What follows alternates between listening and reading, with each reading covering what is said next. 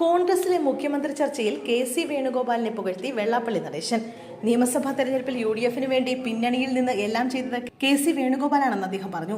അതുകൊണ്ട് തന്നെ മുഖ്യമന്ത്രിയാവാൻ കെ.സി. വേണുഗോപാൽ യോഗ്യനാണ് എന്ന് താൻ പറയില്ല. എന്നാൽ ആരാണ് യോഗ്യനെന്നും പറയില്ല. വി.ഡി. സതീശൻ കൂടുതൽ പ്രവർത്തിച്ചത് ടെലിവിഷനിലാണ്. രമേശ് ചെന്നിത്തലയെ അപ്രസക്തനാക്കാനും സാധിക്കില്ല. കോൺഗ്രസിന്റെ അത്യുന്നത പദവികളിലിരുന്ന് പാരമ്പര്യമുള്ള നേതാവാണ് ചെന്നിത്തല. ജയിച്ചു വന്നാൽ കോൺഗ്രസിലെ എല്ലാവരും മുഖ്യമന്ത്രിയാകാൻ യോഗ്യരാണെന്നും വെള്ളാപ്പള്ളി നടേശൻ പറഞ്ഞു. ശബരിമലയിലെ ഇ.ഡി. അന്വേഷണം തെരഞ്ഞെടുപ്പ് കഴിയുമ്പോൾ അവസാനിക്കുമെന്ന് നേരത്തെ താൻ പറഞ്ഞതാണെന്നും അദ്ദേഹം പറഞ്ഞു.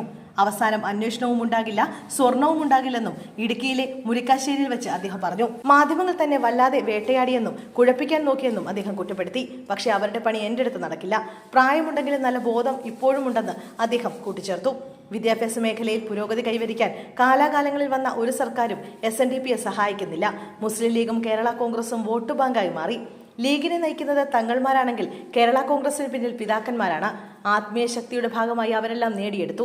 രാജ്യത്ത് ജനാധിപത്യം പോയി, മതാധിപത്യം വന്നു. മുസ്ലിങ്ങൾ സംഘടിച്ച് ശക്തരായി. അവർ എല്ലാ അവകാശങ്ങളും കൊണ്ടുപോയി. ക്രിസ്ത്യൻ സമുദായത്തിലെ സിസ്റ്റർമാർക്ക് ജീവിക്കാൻ പറ്റാത്തത് കൊണ്ടാണോ പെൻഷൻ കൊടുക്കാൻ പോകുന്നത്? മറ്റു പലർക്കും ഇവിടെ ജാതി അറിയാം. താൻ പറഞ്ഞാൽ മാത്രം വിവാദമാകും. നീതി പറഞ്ഞാലും ജാതിയാകും. ഇടുക്കിയിൽ സ്ഥാനാർത്ഥി നിർത്തിയപ്പോൾ ഒരു ഈഴവനെ മാത്രമാണ് നിർത്തിയത്.